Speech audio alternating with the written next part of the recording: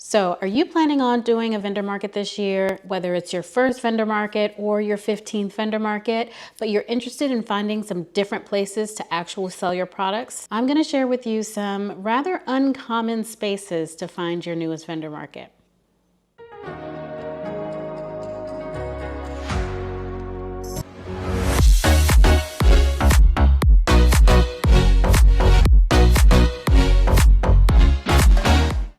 What's up, y'all? Welcome back to another video. And if you are new here, welcome to the channel. I'm Bakita, and here on Al Gore's Internet, I talk a lot about how to grow your business with vendor markets and how to find them, how to set up your booth decor, all of the things vendor market readiness. So today I want to share some lesser talked about, if that's a good way to say it.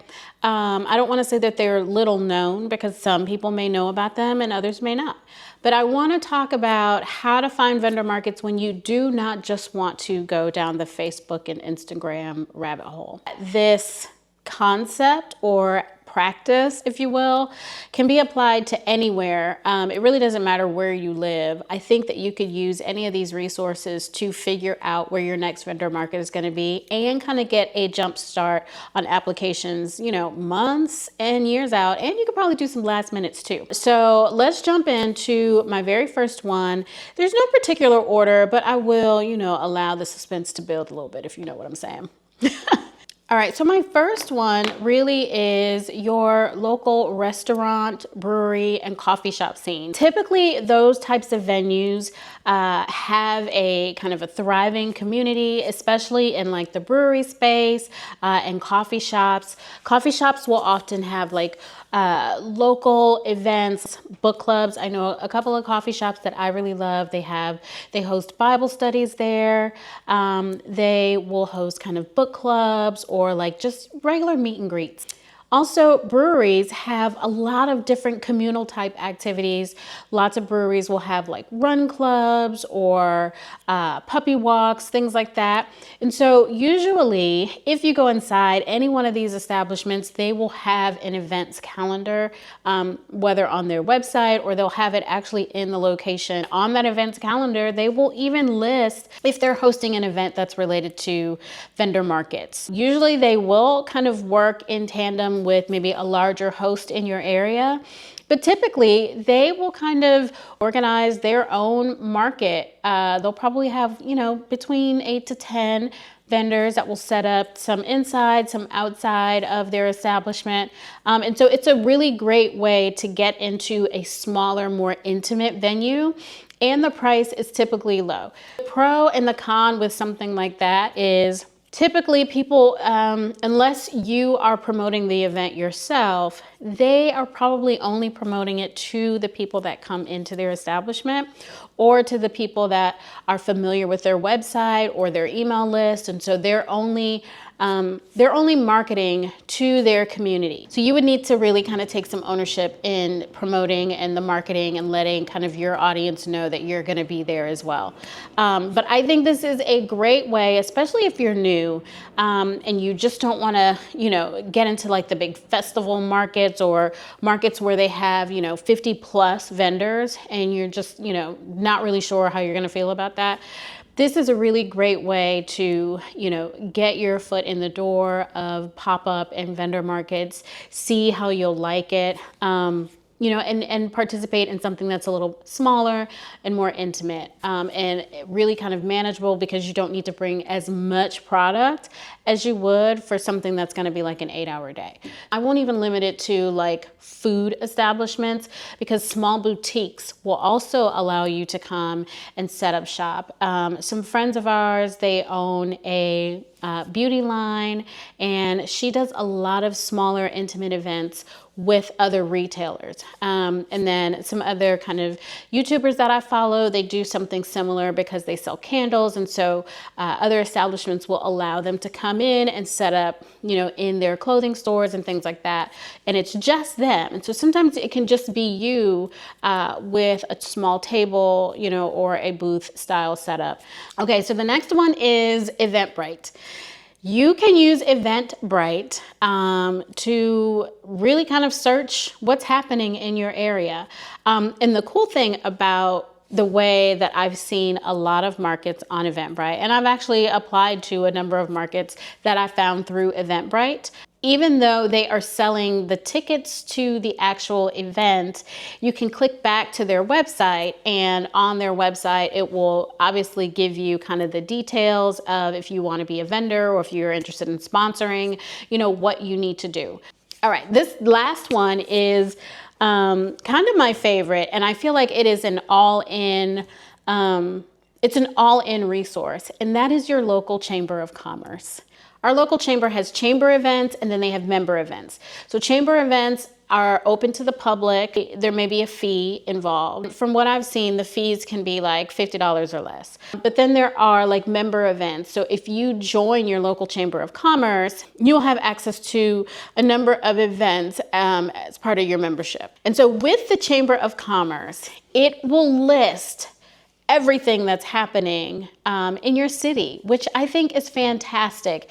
In addition to market events or pop-up opportunities, you'll also have like networking events, like small business expos, access to resources, local funding opportunities, and things like that. So your chamber of commerce in your city really can be an amazing resource for you as a small business owner looking to just get more education, more access to tools, resources, information, and insight on upcoming events in your city. So this last one is residential communities. And by residential communities, I mean neighborhoods and apartment communities. So many apartment communities right now are doing a lot of this kind of lifestyle, business to lifestyle, blending of the two. So they will bring in vendors to kind of set up and sell products or just give a shopping experience to their residents. And then on the flip side of that, you'll have neighborhoods that, especially like around the holidays, will do like Christmas or mistletoe markets or like themed markets where they want to bring in local vendors to be able to sell products and allow, their residents, the homeowners, to shop those goods for the holidays and things like that. So this is a perfect time for you to, reach out and kind of pitch yourself and let those groups know, I'm interested if you're having something this year, especially around your holiday market season, please reach out to me, blah, blah, blah. Link them to where you're selling your products online so that they can see kind of what your product categories are, the types of products, and they can determine whether or not, the products that you're selling fits the aesthetic of, their establishment. Similar to, retail spaces, breweries, coffee shops, things like that. The other one, so this one just came to me, country clubs or membership clubs, if you will. For the last couple of years, I have done a holiday market with a particular country club. And then last year, I also did a Greek organizations market that they were hosting. Those types of events I love because they are very specific and intentional. They are marketing to their audience, their members, and their members are intentionally coming to spend money. So you don't have to, that whole foot traffic thing is not part of the equation. The folks that are coming, they are part of that membership organization. They're coming to shop and spend money. So to me, that is an absolute win-win. Okay, so I have listed a couple of things. I've listed a couple of tools that I think could be very valuable. Certainly they're not just gonna, you're just not gonna reach out and poof, voila, you've got, yourself a couple of bookings. You're gonna have to do a little bit of effort. However, once you do your research and you find your contact names, the process is easier. And again, this does a couple of different things. It gives you some options for maybe smaller, more intimate type gatherings, and you're not dealing with, multiple vendors that are in the same kind of vendor category or product category. And then this also creates brand awareness for you. You're reaching out to these individuals and you're working on things behind the scenes so that your product can be seen by a new customer audience. And that's really the goal. You want to expand the footprint of your products so you can increase who your shopper demographic is and, just kind of widen your net, Okay, so that is it, y'all. I hope today's video has been helpful. I hope it's given you a different perspective on how to be able to identify vendor markets that are gonna align with you and your product and your overall brand. And I hope that you have an amazing market year this year.